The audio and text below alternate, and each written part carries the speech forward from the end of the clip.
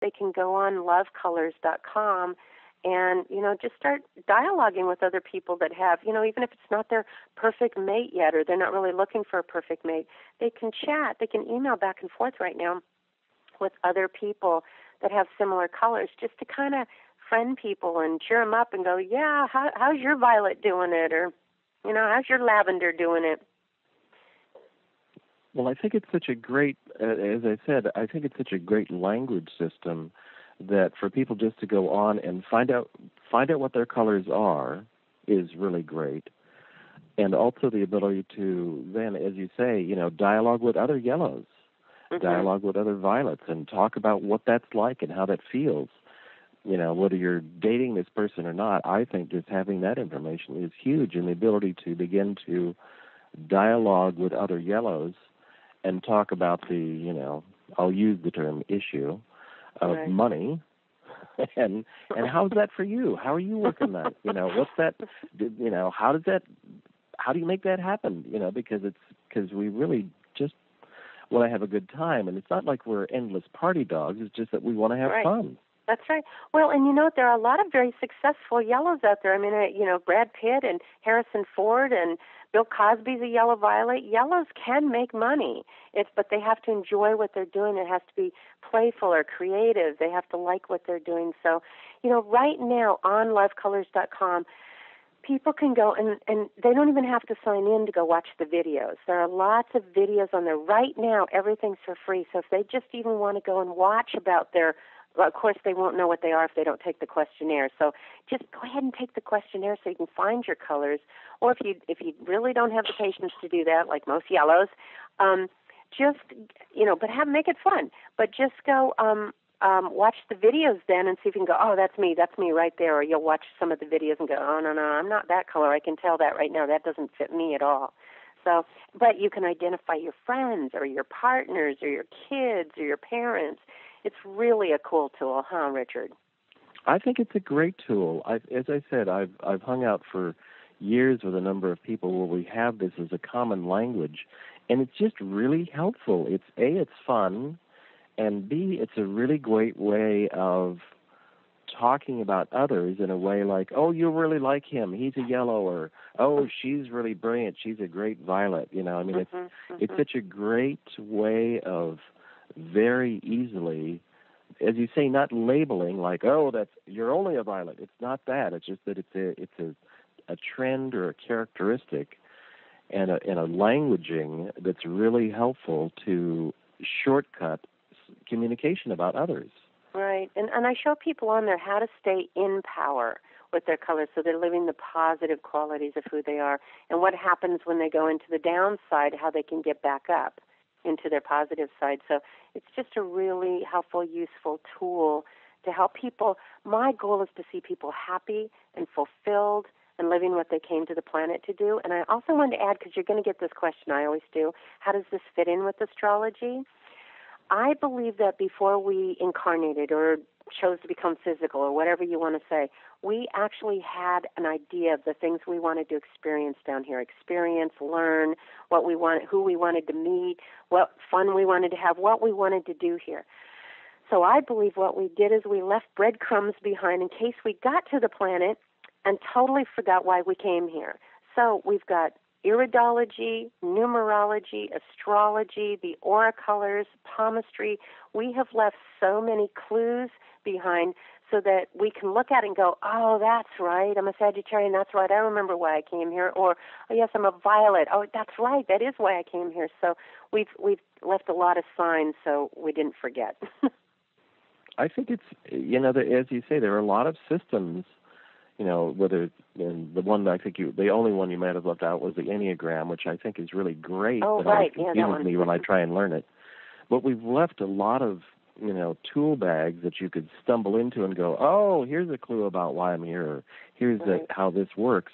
But what I really have always liked about this system is the ease of really understanding. I mean, it doesn't take long to explain what a yellow is like, or I have a friend, a close friend who's a green, or, has a very big chunk of green. And when she's in green mode, we know that. And she'll say, I'm in green mode. Okay. Right. I'll talk to you on Tuesday. We don't have to talk now. That's a yellow. Bye-bye. Yeah, exactly. Yeah, yellows don't like conflict, so they'll go away. Or they'll smoke, or they'll drink, or they'll do... One of my worst things about being a yellow is I do hate conflict. It's really true. But you know what? How yellows do solve conflict if they'll hang out? They're creative problem solvers. They've got great creative ideas, and that can actually benefit a green. If a green's getting all frustrated and stuck and, I can't get this to work, and greens work really hard, and they try really hard, and a yellow's lighten up, okay, let's look at it, and they can come up with great creative solutions, and a green's like, how do you, greens that can be helpful as long as you don't have one of those stubborn greens that doesn't like being wrong, because greens don't like to be wrong.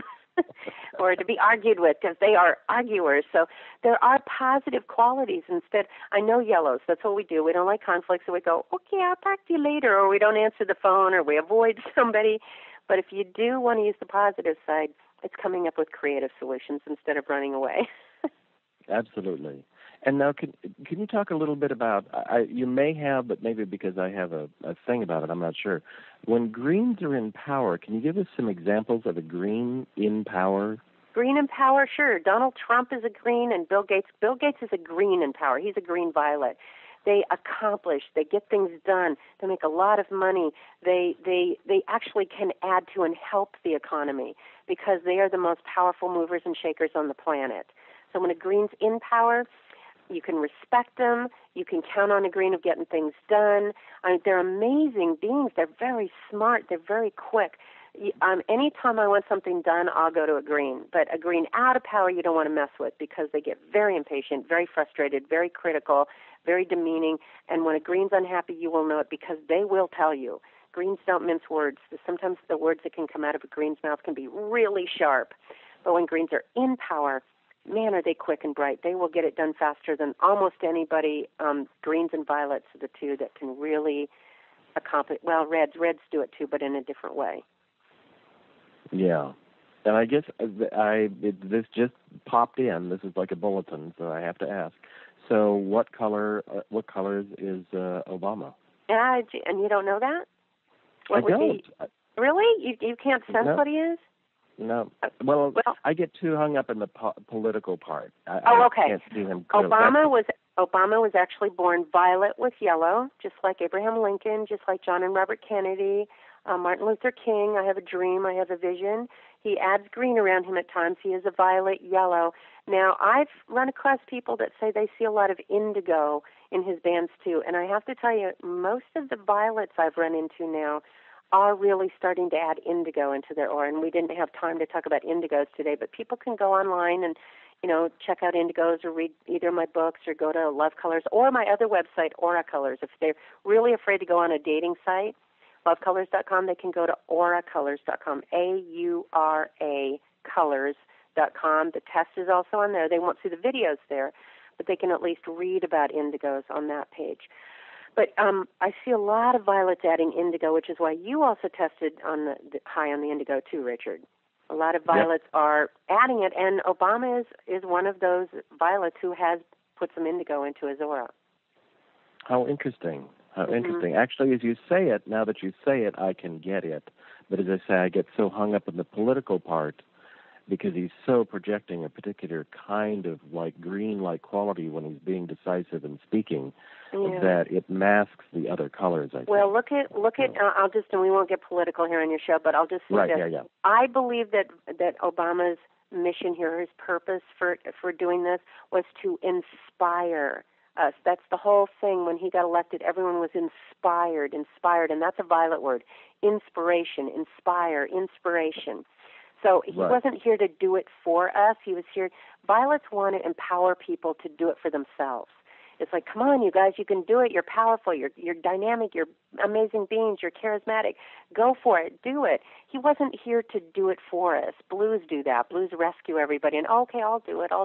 Or greens go, get out of my way. You can't do it as good as I can or as well as I can. I'll get it done. Because greens typically want control and power, so they do better if they do it themselves. But violets want to inspire people to believe in themselves so that they can also do it.